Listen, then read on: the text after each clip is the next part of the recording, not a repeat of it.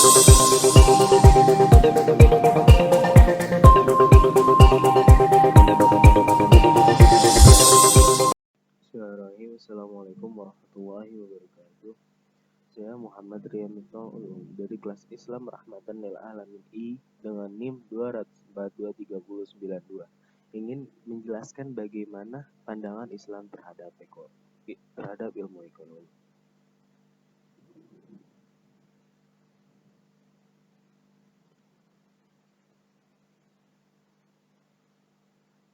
Yang pertama ada di daftar isi.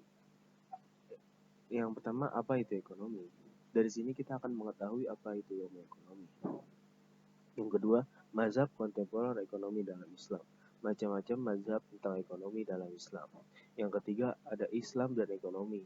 Di sini kita akan mengetahui apa sih peranan Islam terhadap ilmu ekonomi. Lalu yang terakhir ada penutup yang merupakan kesimpulan daripada presentasi. Yang pertama, kita akan masuk di bab apa itu ekonomi, yang merupakan penjelasan dasar ekonomi. Apa itu ekonomi? Ilmu ekonomi adalah ilmu yang mempelajari tingkah laku manusia untuk mendapatkan dan mengelola sumber daya yang terbatas.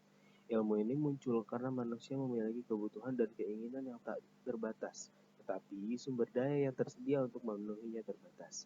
Dengan mempelajari ilmu ekonomi, kita bisa memprediksi tindakan manusia ke depannya yang kemudian bisa digunakan untuk perencanaan bisnis, penentuan harga, membuat kebijakan pemasaran, kebijakan sumber daya manusia, hingga membuat kebijakan untuk kesejahteraan masyarakat. Jadi, ilmu ekonomi merupakan sebagai jembatan agar ketersediaan dan kebutuhan manusia seimbang di balik sifat manusia yang rakus dan memiliki sifat keinginan yang tidak terbatas.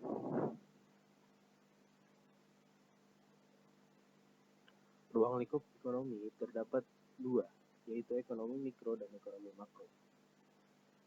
Ekonomi mikro atau microeconomics, ilmu ekonomi yang mempelajari bagian kecil atau aspek individual dari kegiatan perekonomian. Analisis ekonomi mikro menggunakan analisis konsumen dalam penggunaan pendapatannya dan produsen dalam menawarkan barangnya dalam pasar. Ekonomi mikro juga disebut sebagai teori harga karena inti dari ekonomi mikro adalah penentuan harga.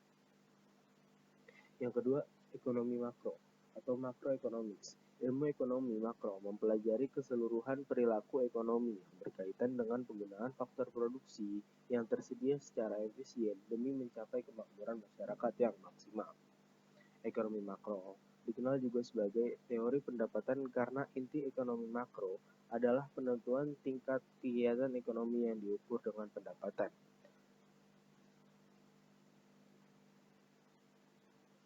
Manfaat ilmu ekonomi adalah sebagai memberikan masukan untuk pengambilan keputusan terhadap tindakan ekonomi. Yang kedua, membantu dalam memahami pola perilaku ekonomi masyarakat. Yang ketiga, membantu pengambilan keputusan dalam prioritas kebutuhan yang ingin dipenuhi.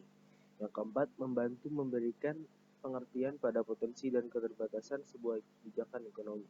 Yang kelima, meningkatkan kepekaan manusia pada masalah ekonomi dan global. Yang kedua, bab kedua mengenai mazhab kontemporer ekonomi dalam Islam.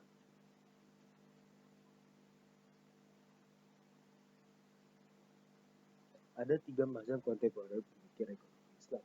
Yang pertama, mazhab Bakir As-Sadr, yang dipelopori oleh Bakir As-Sadr itu sendiri melalui karyanya yang berjudul Iqtisodiyun. Yang kedua, ada alternatif krisis, yang dipelopori oleh Timur Kuran, ketua jurusan ekonomi University of Southern California.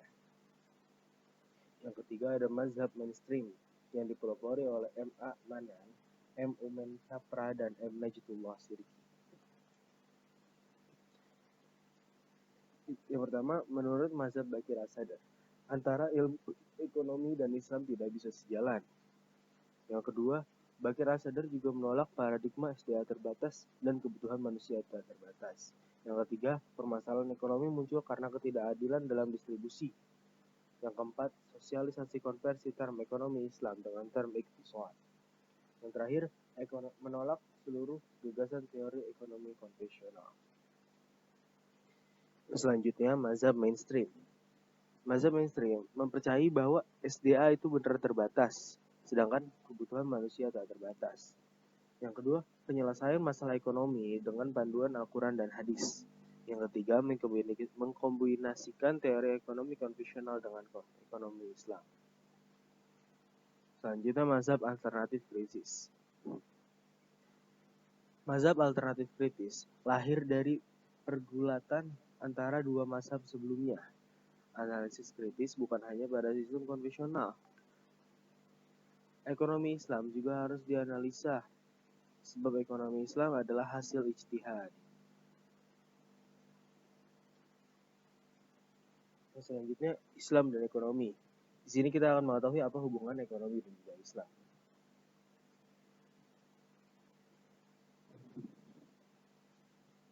Islam dan ekonomi. Apakah ada hubungannya? Al-Quran dan As-Sunnah sebagai sumber hukum Islam yang abadi menjadi penunjuk bagi umat manusia, bukan hanya tuntutan dalam bidang keagamaan saja, namun menjelaskan juga dalam bidang ilmu ekonomi.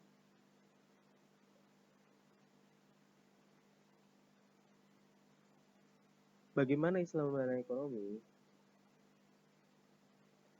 Aktivitas ekonomi Islam dilahirkan pada zaman Nabi Muhammad SAW dan khilafah antara lain perdagangan, pertanian, dan juga industri.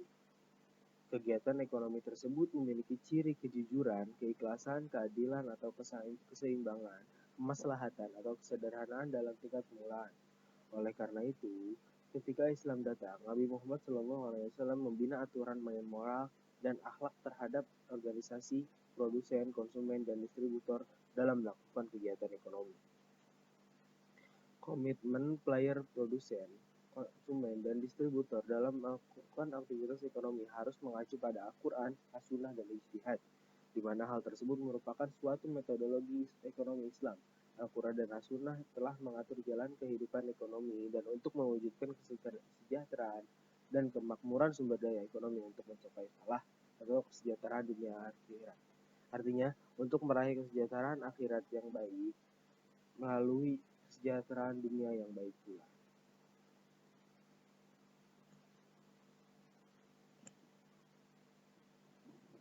Yang terakhir, penutup kesimpulan daripada presentasi hari ini.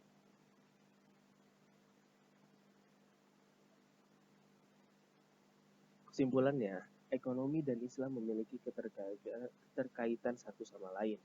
Bahwasanya, ekonomi yang diajarkan tanpa menggunakan dasar apa yang telah diajarkan dalam Al-Quran dan Sunnah tidak sebaik dengan ekonomi yang diajarkan tanpa dengan metode keislaman atau ekonomi yang bersifat konvensional.